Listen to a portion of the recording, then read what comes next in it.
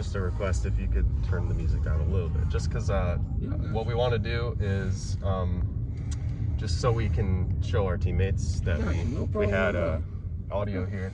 No problem. So if you're all right with that, could we record your voice? Just. Oh, I don't mind. Okay, cool, awesome. All right. So I guess to start off, if you could kind of tell us a little bit about yourself and your experience, just as a person, and then now at Uber. Okay. My name is Willie Wilson. I am 34 years old. I'm married. I have 2 children. As a person, I'm generally a good-hearted, social person. That's why I generally didn't have a problem with this. Overall, I just like doing good for people. It makes me feel great. I think that it will help a lot of people out in a lot more situations, doing your best effort to do well to others in the world, So that's kind of why I do this, because I like dealing with the public. I like sports, anything, any average thing, stuff like that. But outside of that, I just do this for the, obviously for the money aspect, to help for an interjection of money into my family. But, I tell people all the time, you don't do this particular thing if you're not okay with dealing with the public. That's a very good point. So how long have you been working with Uber? Maybe 2 years. Awesome. Maybe Okay. 2 years. And that's full time for you here? No. I work for a paper plant, Georgia Pacific. So I do that. That's my full-time job, and I do this on the side when I'm off, just for extra money. Gotcha. Roughly how many hours a week would you say you're driving? Now I'm doing it maybe, I would say, maybe 25 to 30 hours, maybe 6 hours a day. I generally work 12-hour shifts.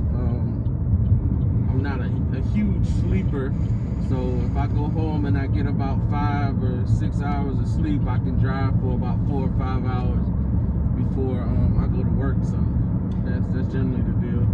And you said that was more like recent. What was it like maybe, let's say, half a year ago? Oh man, before all of this happened? Yeah. Man, it was like a full second job for me. I was every weekend, 12 hours. I would drive as much as I possibly could, because generally in a city like this, Savannah has its peak hours. It's not like larger cities where you can make a consistent amount of money all day, every day. It gets really flat, really slow at times. So like Fridays, Saturdays, those are, obviously going out days where people go out for the weekends. So I drive as much as I possibly can on those days, generally in the morning as well, when people are going to school, going to work, stuff like that. So, so you're in the wrong lane. Oh, you just weren't paying attention? No. Okay, I thought you was in the wrong lane, man. So was there any particular reason why now there were less hours that you were working?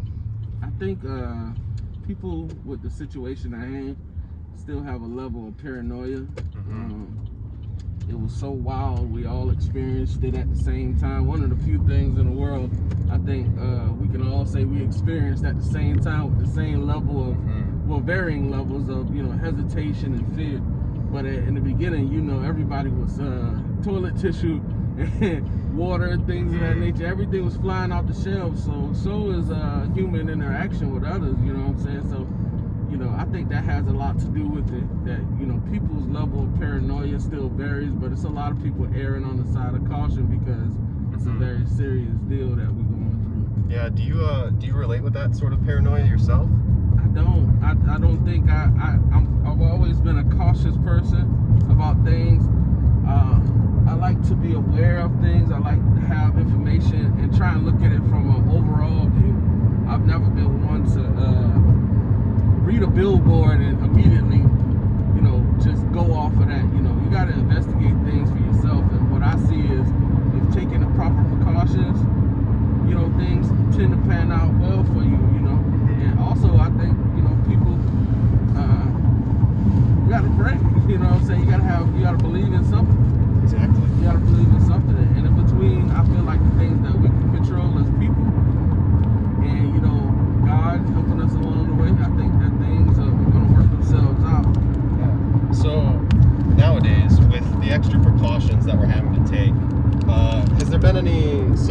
situation or altercation you've kind of seen yourself in recent times that just kind of struck with you? Not anything that I could say.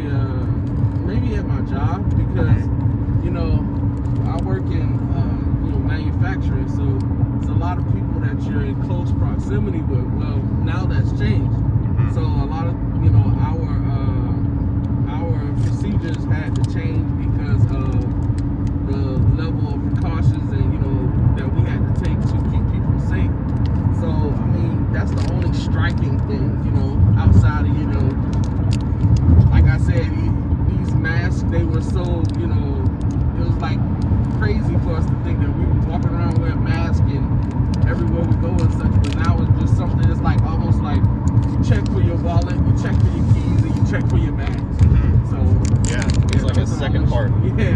Yeah. So with those precautions, do you take anything beyond that for your Uber experience as a driver? Well, and for your passengers? Well, normally what I'm doing is Uber Eats. So I generally don't have passengers. I just started doing regular Uber rides just maybe a couple days ago. I had stopped doing it because of the pandemic, because I felt like I didn't want to put people in the line of fire, not generally just from myself, but from others, so people not taking the proper precautions. So those were the immediate things that I did, but I hadn't started doing like actual Uber riders until about 3 days. Gotcha. And what got inspired to start up again? Like I said, just looking at the overall situation, seeing that people were taking those precautions, at least for the most part, and honestly, things had started getting tight for me financially, so I had to do something, you know what I'm saying? So what I generally try and do is that any gas station I come to, they normally have the hand sanitizer thing. So if I have a ride, I'll take the hand sanitizer and I'll wipe down the doors, things like that, and always request that people keep their mask on and things of that nature. Exactly, that's good to know. So with that, how would you compare your, awareness of sanitization before COVID compared to like now? It's funny. I always, when somebody, even when that conversation comes about, it's funny. I got a friend who's a germaphobe. I mean, you can't sneeze around him. He will literally start spraying like Lysol and things. I used to always make fun of him. And as soon as this stuff started, I called him up and I was like, you don't look crazy now. He's like, yeah, I bet you I don't. Because now everybody, you can't find Lysol or anything like that anywhere, but, obviously it was general, if you going to eat, wash your hands, if you're going to touch your face, stuff like that, generally you will try and keep your hands clean, but not to the level of, excessive levels that we're going through now. But, in normal situations, being excessive is, not necessary, but absolutely in this one. So what do you believe is necessary in the realm of the vehicle for sanitization? Oh, any place where I feel like, skin to skin contact is made. So the reason I said normally I only do the doors is because your natural body is going to either sit your hands in your lap or on the door. Now for me, my armrest is generally for me, so I'm not going to constantly sanitize this, because people generally don't touch this if they're a passenger. But people who sit in the back seat, I normally I get out, like I said, wipe the doors down, things of that nature, so that those are the things that I feel like are necessary, because as far as in my knowledge, I don't know if the virus is contractable from cloth, but I know flat, hard surfaces you can't contract it. Yeah, so you're kind of talking about the surfaces and how not every single one of them can be cleaned easily. Yes. So with that, is there any particular part of your cleaning process in the car that's kind of difficult to perform? In general, just my cloth seats, that'll be the biggest thing. But if I can, I don't normally have it, but if I have like a Lysol spray or something like that, that works for the cloth because I can spray it and I don't have to, scrub it or anything like that. It disinfects without me having to do a whole lot of, scrubbing and things of that nature. But that's generally what I normally use. Like I said, hand sanitizer or some type of disinfectant for the door handles because, like I said, I have plastic doors and such. So. Very good points. Is there any sort of protocols related to sanitization that Uber kind of provides you with? They ask before you go online, they always ask that you yourself either wash your hands. They ask that you sanitize your hands in some shape, form, or fashion. They ask you to mask up. They do their due diligence to make sure before they allow you to even get online that you're taking proper channels to make sure you're keeping yourself and others, safe. So I think they do a really good job at, at least doing their best at trying to make sure that you're doing what you need to do. Is there any sort of, I guess, like guidelines they ask of you to do for the car itself, or is it more just your person? No, I mean for your car, I don't think. I think it's more so for your person. They don't necessarily ask you, as far as I know, they don't ask you in any of the prompts to, after every ride, sanitize the vehicle. But me, like I said, I normally do it, because you go to gas stations all day, and at this point it's hand sanitizer pumps everywhere you go. So it just would be irresponsible, in my opinion, at least to not give it a quick wipe down. Just it takes 5 seconds to do it, but not as far as I know that they require you to do something internally in the vehicle to keep it clean, as far as like sanitize outside of initially getting online. And do you believe other drivers think the same way you do? I would hope so. I mean, that's once again, that's just a matter of opinion, because you got people out here who say there's people in the American public that believe we don't need to wear masks at all.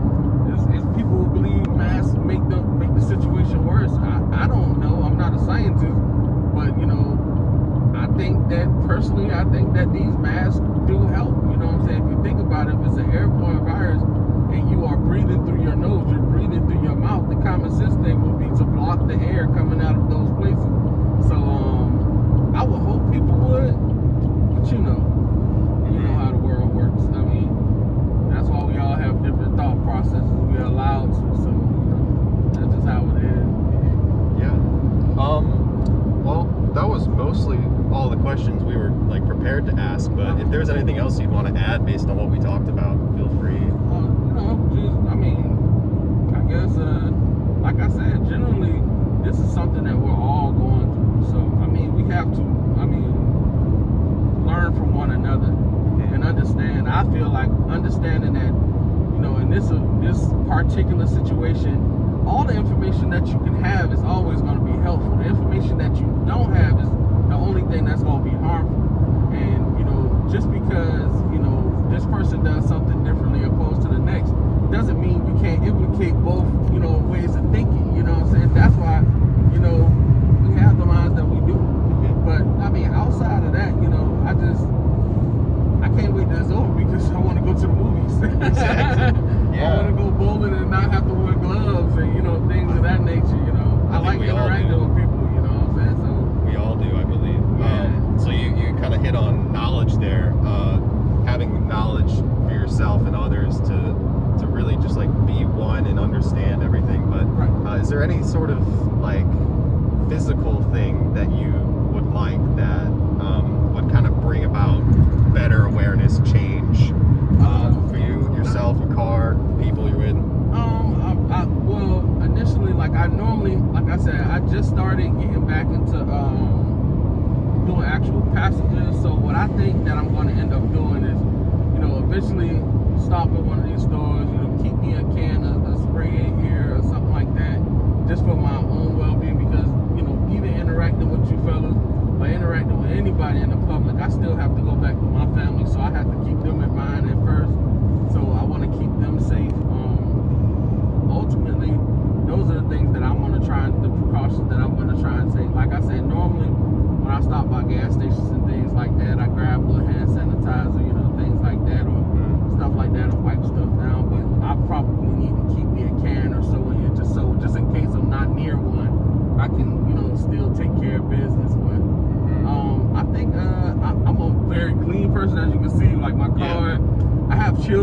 I have to constantly pick up things in here, and you know, you got a chip bag there, you got a video game there, so I'm constantly cleaning up inside this car. So I'm always trying to make sure it's tidy, because nobody wants to get in a gross vehicle anyway.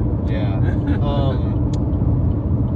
With cleaning, do you ever feel at one point you're just like, geez, this is a lot of effort. Like, I wish there was some way I could, you know, just hit a button and there you go. Only if that was the case, I would love it. But I'm a pretty easygoing guy. When I said that earlier, I truly am. When it comes to something that makes sense, I don't mind doing it.